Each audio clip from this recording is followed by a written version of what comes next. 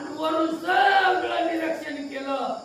ज्या नाळेमध्ये राजा दशरथ आहे त्याच नाळेमध्ये त्या ठिकाणी त्या नावेवर त्या ठिकाणी हल्ला केला आणि राजा दशरथाला मारण्याचा प्रयत्न रावणाने केला. कसा केला ते का? बाप होणार कैसे बळी ते न चुके कदा काळी दशरथ बुडता पै जळी झाले ते काळी अपूर्व. रावणाने वरून त्या ठिकाणी काय केला? वाम टाकला आणि नाव फोडून टाकली.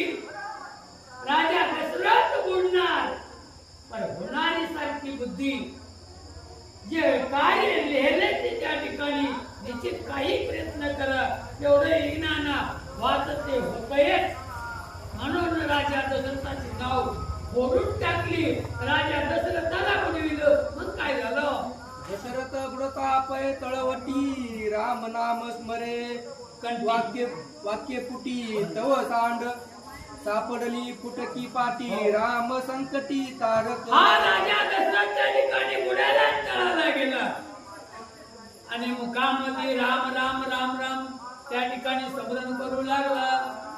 त्याच टाइम मध्ये जी नाव फोडली होती त्या नावेची फुटकी पाटी हाताला लागली आणि फुटकी पाटी हाताला लागल्याच्या नंतर त्या फुटक्या पाटीच्या हाताला सहाय्याने राजा दशरथ त्या ठिकाणी तरल्या गेला. कसा तरला ते का? श्रीराम दशरथाचे कुशी म्हणून या नाम आठवे त्यासी बुडता नव्हे कासाविसी नामे तरा रायासी. राजा दशरथाच्या पोटाला राम येणार आहे हे भविष्य अगोदरच ऐकलेलं होतं. म्हणून त्या दशरथाच्या मुखाला राम राम काम मुखाला येऊ लागलं. म्हणून नाम तारक या सगळ्या जगाला तारतय. त्याने प्रमाण त्या ठिकाणी विश्वास ठेवला. फुटकी पाटी हाताला लागली आणि राजा दशरथ कसा करला?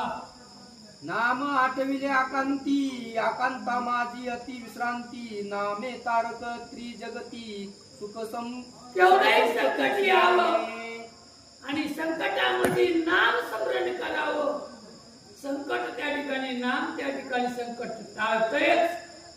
हे आत्मविश्वास आहे असा विश्वास त्या राजा दशरथानं केला आणि त्या फुटक्या पाटीवर त्या ठिकाणी राजा दशरथ कसे तरले. सापडता फुटकी पाटी समुद्र लाटाच्या पैलोटी जेथे कौशल्याच्या पेटी राजा त्या बेटी लागला. लगेच त्या ठिकाणी ती फुटकी पाटी हाताला लागली होती. त्या फुटक्या पाटीच्या साह्यानं धरून त्या समुद्राच्या लाटा येऊ लागल्या